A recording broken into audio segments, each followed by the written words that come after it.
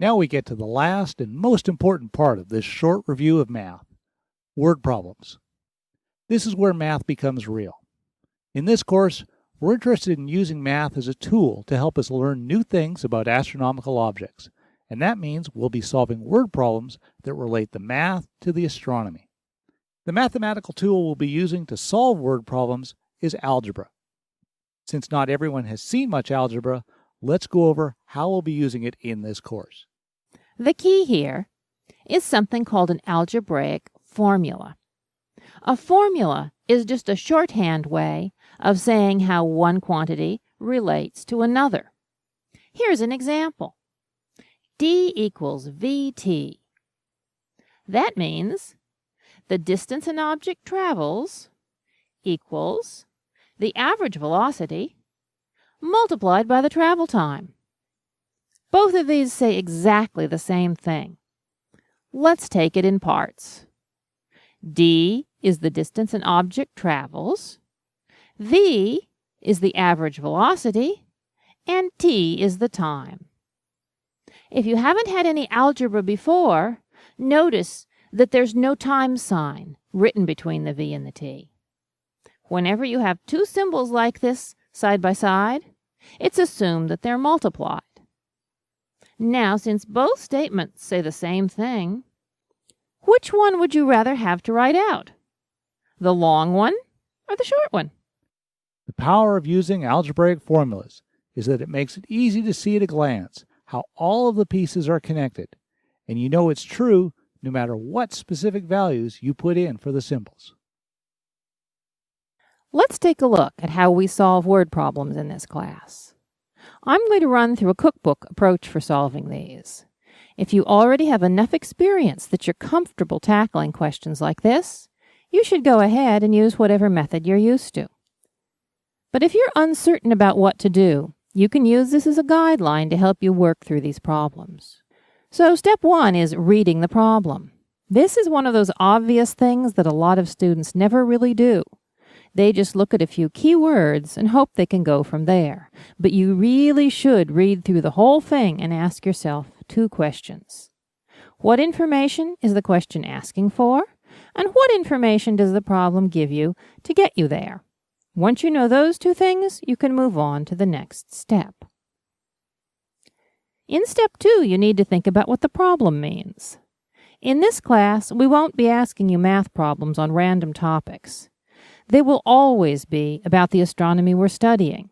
That means that you should already have an idea of the kinds of values we're talking about, and at least a rough idea of the kind of answer you're expecting. Large mass measured in kilograms? Small distance measured in astronomical units? Convincing yourself to write down this rough guess on paper is, for some students, psychologically harder than actually making the calculation. But that's because you may rarely have been asked to write down and turn in rough estimates. And that's exactly what we're asking you to do here. Some valid predictions might be, this planet is more massive than the Earth, or this planet's mass is larger than the masses of other planets in this problem. Step 3 is writing down the formula. In other words, see what algebraic formula relates the things you know to the things you're trying to learn. Step 4 is looking up other information. Often you'll need to go out and find something like the speed of light, or the mass of a planet or star, or some other important number that has to go into the problem. So you should do that at this point. In step 5, you write down the formula again, but this time you put in all of the numerical values and their units. The units are important because of step 6, checking the units and converting. We'll look more closely at unit conversions a little later, but this is where you would do it. Step 7 is where you actually solve the problem. Just do whatever the algebraic formula says to do. If it says multiply speed by time, you do that. Once again, make sure you keep track of the units in every line. Finally, step 8 is where you compare your answer and make sure it makes sense. This is a really important step, And it's often what separates the folks who do well at this from the folks who don't. You should always look to see if your answer fits with what's being asked. I call this doing a sanity check. You want to be able to recognize if your answer is nuts, even if you're not sure what went wrong. This is also where you compare your answer to your prediction.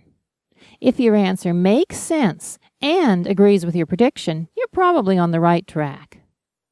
If the answer doesn't agree with a prediction, then you'll need to decide if your prediction is wrong, in which case it's okay to say so and explain why, or if you've got a mistake in your calculation. We'll come back to what to do with a calculation problem later in the lecture. Notice the pattern highlighted in steps 2, 3, and 8. Predict, calculate, compare. These are the steps that make us use the math to learn about astronomy. So calculations on the homework and exams have a similar pattern. You won't get full credit for just the calculation. Conversely, and this should be a comfort to folks who find math a little scary, good predictions and comparisons can earn you partial credit, even if your calculation isn't perfect. Okay, those are the steps. Now let's look at an example and see how they work. Here's a simple word problem we can try. There's a spacecraft going to the moon at 8,000 kilometers per hour. If it takes 48 hours to get there, how far away is the moon? Step 1 is read the question. You should notice two key things here. It wants you to find the distance, and it's told you the speed and the time. Step 2 is your prediction. On most assignments, we'll give you something more specific to predict. But here we can certainly say that the moon is a long distance away, so we should get a lot of kilometers. If we get an answer that's only 1 or 2 kilometers, we'll know that something is wrong. Step 3 is writing down the relevant formula. We should know this one by now. D equals VT. Distance is velocity times time. In other words, if we know the speed and the time, we can find the distance. Step 4 is asking if you need to look anything up, but it doesn't look like it here. We've got all the information we need to solve this one. Step 5 is writing down the equation again. So we just write it out in full. D equals 8,000 kilometers per hour times 48 hours. Notice that it doesn't say D equals 8,000 times 48. You've got to keep those units in there. The time is 48 hours, not just 48, so you should write it all down, 48 hours. Step 6 is checking to see if you need to do a unit conversion. We'll look at these more closely in a couple of slides.